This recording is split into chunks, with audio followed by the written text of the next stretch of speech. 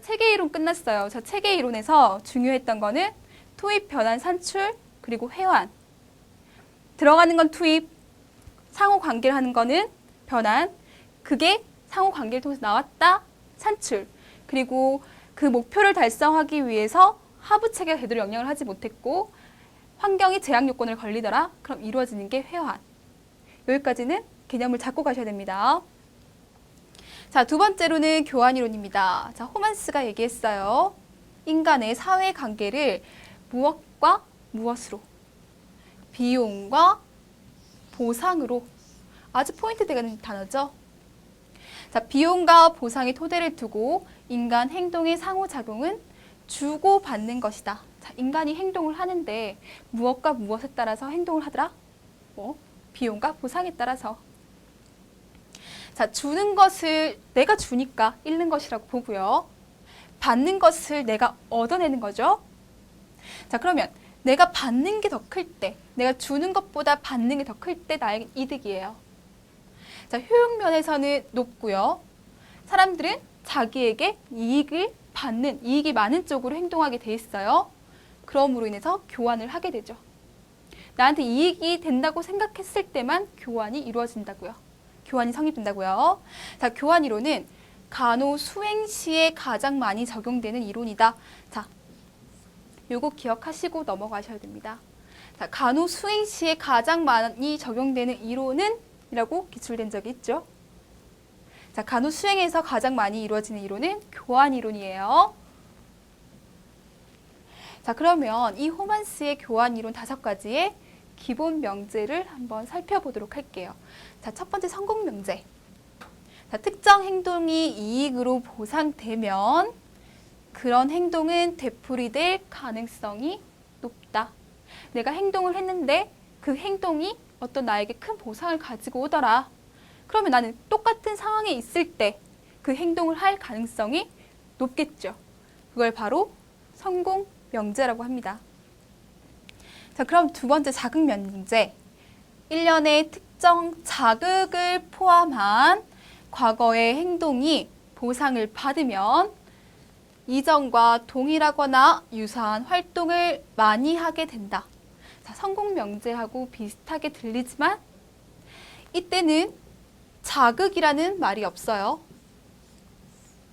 그냥 내가 행동을 했는데 나한테 보상을 주니까 나는 이 행동을 계속하는 거예요.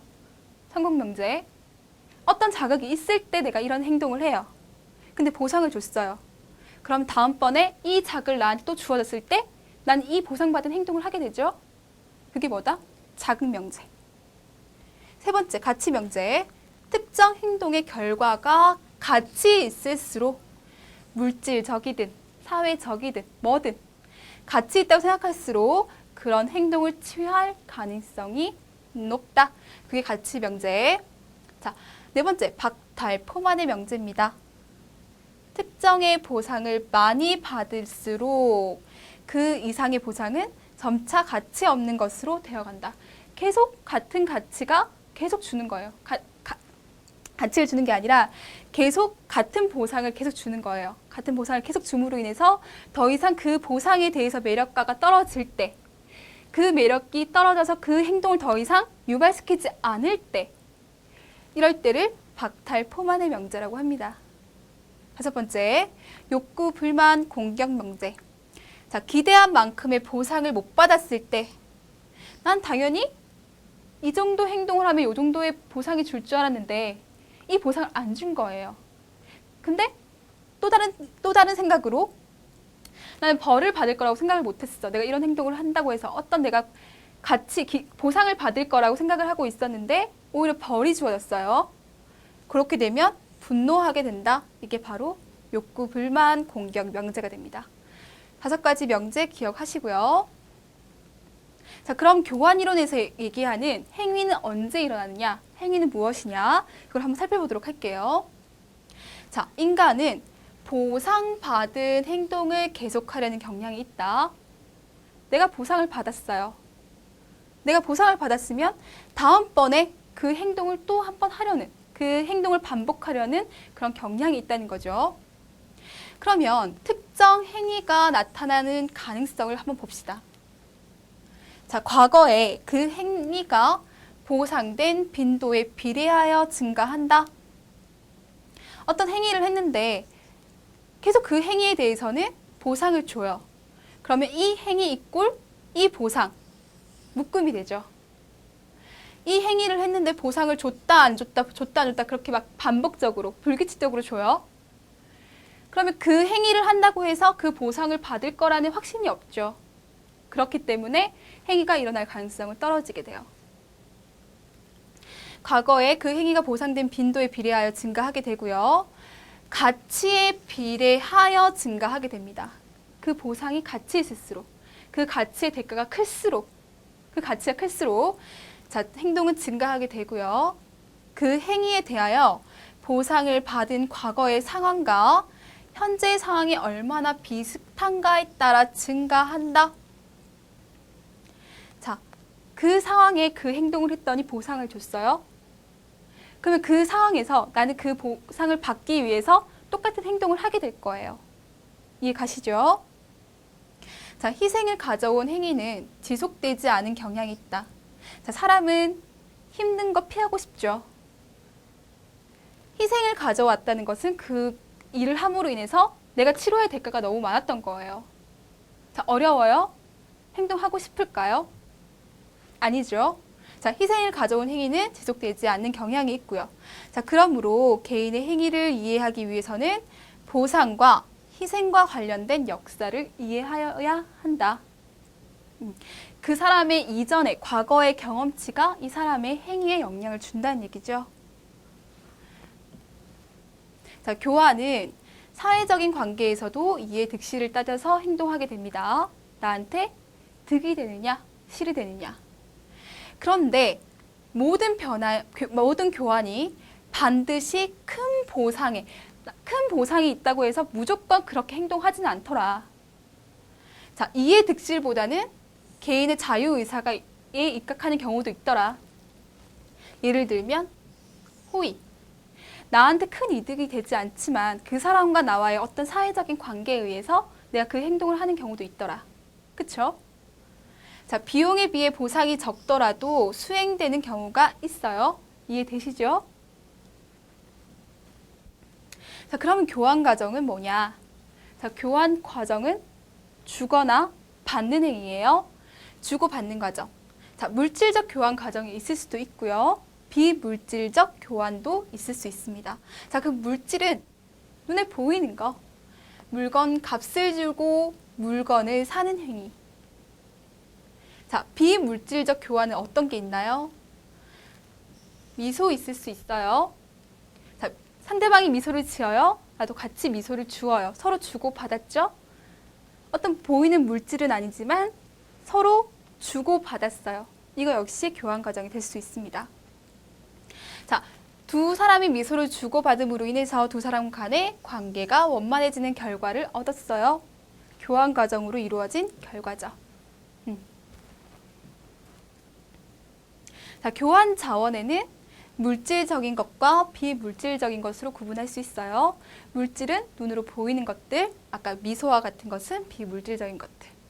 자, 보상이라고 하는 것은 교환을 통해서 얻을 수 있는 것, 내가 얻는 것, 그게 바로 보상. 자, 심리적으로 보상이 이루어질 수 있고요.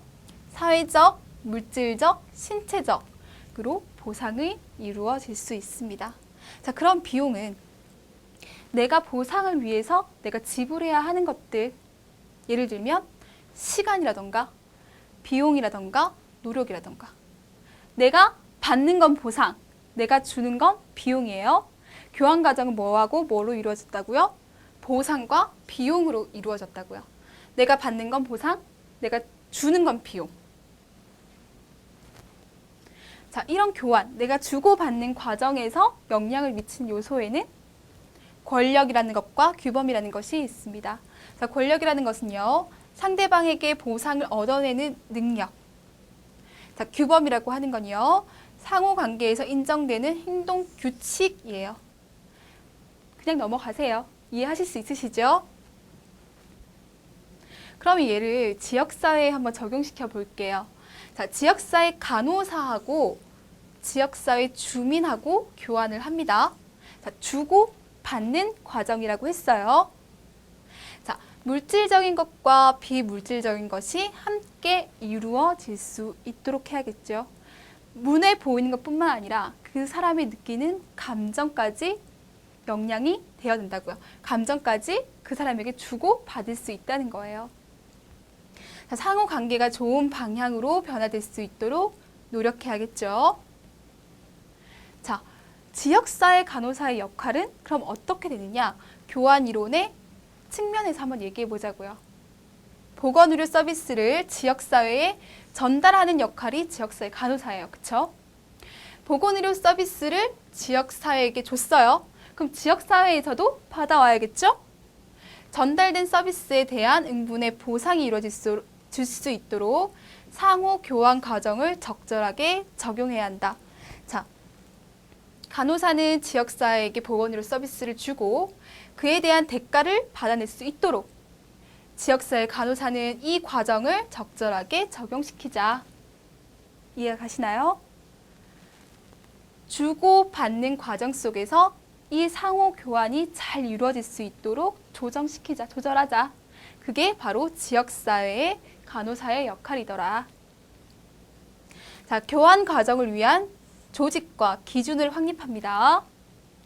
교환 결과에 대한 회원이 이루어져 다음 과정에 참고할 수 있는 자, 일방적인 교환이 이루어지지 않도록 주민과 함께, 자, 지역사회 간호사는 항상 주민과 함께라는 개념을 가지고 계세요. 자, 보건사업 내용을 계획하여야 하고요. 자, 계획을 같이 했다면 평가도 같이 합니다. 주민과 함께 교환 과정을 정기적으로 평가하고요. 긍정적인 교환 과정을 성립할 수 있도록 해야겠습니다. 이게 바로 지역사회 간호사의 적용이었어요. 자, 문제 한번 풀어볼게요. 자, 지역사회 간호사가 지역사회 간호사업을 수행하는 데 있어서 자, 지역사회 간호사가 간호사업을 수행합니다. 대상자들이 이 사업에 대해 물질적, 비물질적으로 보상을 받을 때 상호작용이 긍정적으로 지속된다는 이론은 자, 간호사업을 수행할 때 사업에 대해서 어떤 보상을 받아요. 어떤 이론과 관계가 있죠? 교환 이론과 관계가 있는 거 이해하시나요? 자, 교환 이론은 항상 비용과 보상이라는 걸 생각하라고 했어요. 그러면 지역사회 주민들의 입장에서는 보상을 받아야지만 그 사업을 진행시켜 나갈 수 있겠죠. 자, 체계 이론. 투입, 변환, 산출 간의 관계, 회환의 관계, 보상과는 관계 없어요. 기획 이론 뒤에서 할 거고요. 교환 이론 역시 이런 내용. 자, 상호작용 이론. 상호작용 이론은 그 사람을 평가할 때 또는 그 사업을 평가할 때는 그 상황에서만 평가할 수 있다는 내용이에요. 답은 3번으로 체크하고 넘어갈 수 있습니다. 자, 교환 이론 잘 생각.